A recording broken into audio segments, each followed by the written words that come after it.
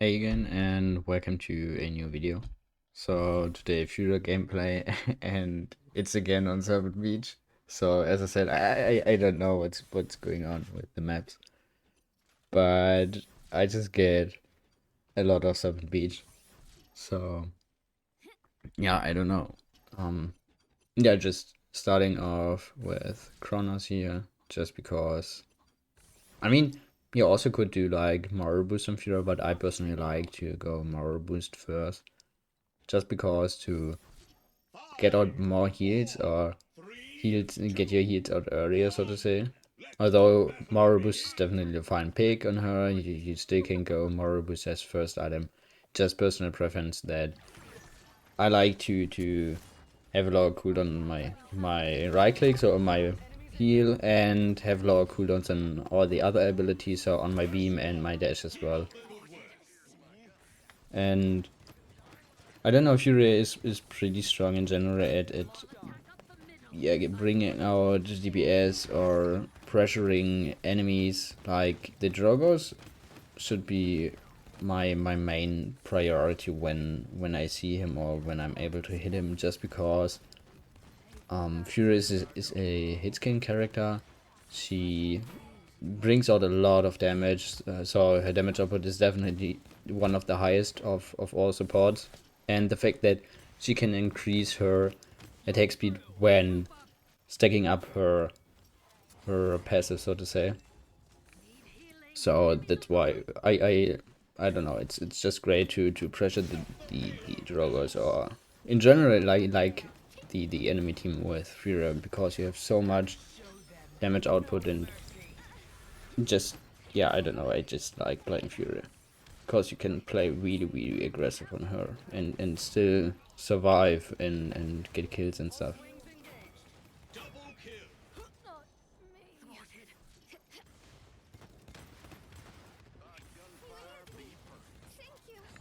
So now we actually can push up a little bit, just because we got 2 kills earlier, so the enemy team needs to retreat or to back up, and that's our chance, so to say, to push up and push them back, so they can't push, or they have it harder to push actually. Now we definitely should fall back, so maybe we can get the kill on Drogo. Okay, no. I should have used my dash earlier, so my yeah, dash damage would have hit him. So yeah, now we definitely want to wait and regroup before doing stuff. And here I actually wish my barrack would contest from bridge. So it's no problem when he stays on high ground. High ground is pretty strong position even for the tank. But I personally like when you're playing high ground and the team or the card pushes towards or to the bridge, then I like to contest from the bridge. You actually can contest. Like you also can contest from high ground before they push in, like on top right. And don't hesitate to use Furia ult to defend, because Furia is actually broken. Um, I mean it's fine in its way somehow, but it's so strong. Basically, you enable everyone on your team if they're in range, obviously. But it's just pretty strong, so don't hesitate to use it to win team fights or to defend or whatever. So just buying more robust here, for just having up my ult more often, and just for the fact that I ulted to defend and don't have my ult up now. And I don't know, I just, yeah, she should have waited actually. That's why I stopped shooting him, because now he keeps his ult. And usually when he's already low, like one shot or whatever, and you have a character with auto aim, like for the ones who don't know, on Fury, if you use your dash, then the balls actually have auto aim, so they chase down an enemy. So we should have, or the Vivian should have stopped shooting at the Droggers and waited until he started flying in his ult, and then I could have used, we could have just tried to hit him with our auto attacks, or I could have just used my dash to make sure he dies in his ult and actually loses his ult, because now he kept his ult and still has his ult. See, there it is, and yeah, the barrack probably dies now, yes. So Yeah, I think we can't touch again. So they already have like 60%, but that's fine. I think we still would have lost even though the joggers would have died in his ult.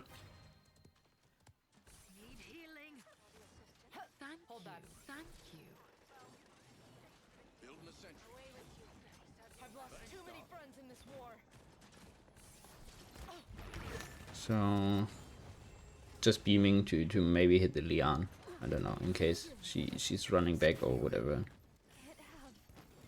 You always can use your beam for yeah, I don't know, zoning or whatever, to or just bring out a random beam. So sometimes or a lot of times you actually hit someone with your beam. I don't know why. like it doesn't even have auto aim or whatever, but I usually throw out a lot of random beams and I hit so many players. Yeah, just ulting here to make sure she dies. And yeah, enable my team to the others. So yeah, you can basically use your ult every time you want, so to say. But make sure you have it on like the last point fight if possible. So if you needed to defend, obviously, then you can't have it on the point fight. But it's definitely good if you have it on point fight, because then usually you win every fight, every team fight with Furia ult.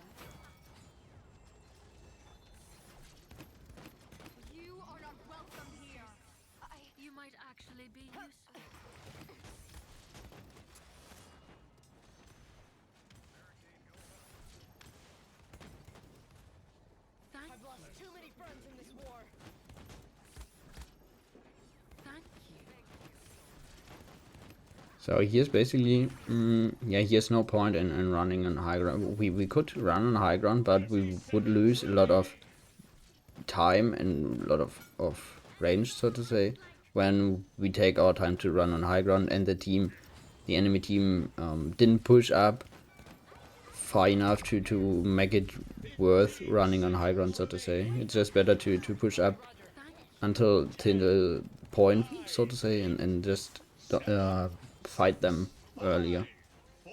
But 1 DPS or 2 DPS on high ground would actually good. So it just meant like Barrick doesn't have to go on high ground, but 1 DPS on high ground would be good.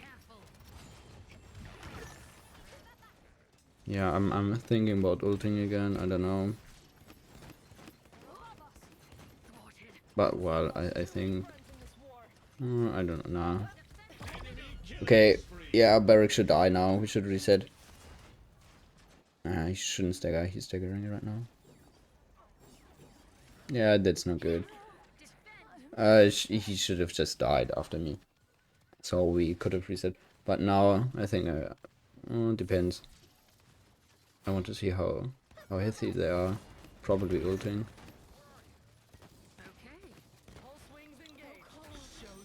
Yeah, just ulting to make sure we defend. And I waited until my team healed out of combat so they actually can go in. Like, I could have ulted, I don't know, 5 seconds earlier, but then my team probably wouldn't have pushed in because I saw on high ground they were too low to actually push in, so that's why I waited a little bit until I activated my ult. So, finished up Kronos and Mora was 2, or I kept Mora was 2.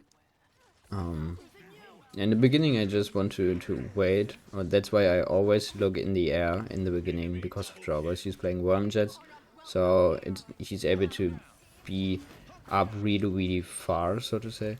So that's why I always look in the air in the beginning. Yeah, probably losing this fight just because I can't stun her and I'm too low, but that's fine. So we got 2 picks, but I think we still want to wait a little bit. So they have 70% or something, but yeah, there's no point in touching early, so to say. So that's, I don't know, we have a Mave and we have an Eevee, so usually we should have been able to touch. I don't know why they didn't go for the touch. Like, they didn't have to touch like at 70% when we all died, or half of our team died, but Eevee and Maeve definitely should be able to touch it 99%. Because they have so many options to actually touch the point. And we actually could have won the point fight. So sometimes you don't want to go for the touch because it's just not worth it. Because you would just feed and stuff. But this point fight we actually could have won.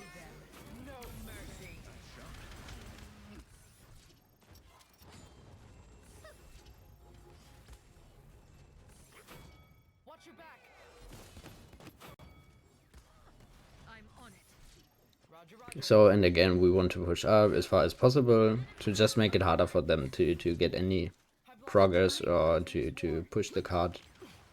That's where we just want to play aggressive, and we have a good team to play aggressive. So Barry can go in, has a lot of self-sustain.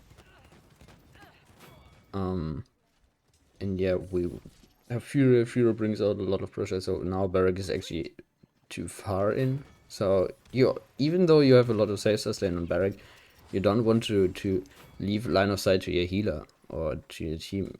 You don't want to run in their backline like that. Or you only want to run in the backline when yeah, I don't know, it's hard to explain. You just need to learn when to run in their backline, when to pressure them so far or so much, and when you don't want. So if you have like a teammate with you, then you can go in the backline, or if you I don't know, it's just hard to explain.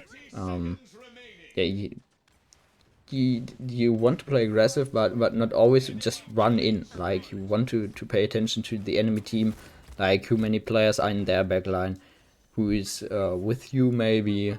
Can your healer heal you through wards? Like, do you have a Genos or a Corvus, or I don't know. So many things you should pay attention to know how far you want to actually push up as a tank and as a DPS obviously as well.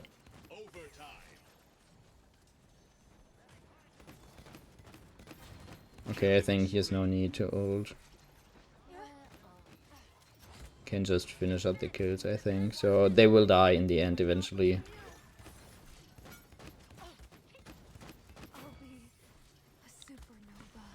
Okay, that's actually pretty good for us. They used Dumber ult, but there was no way they could have pushed.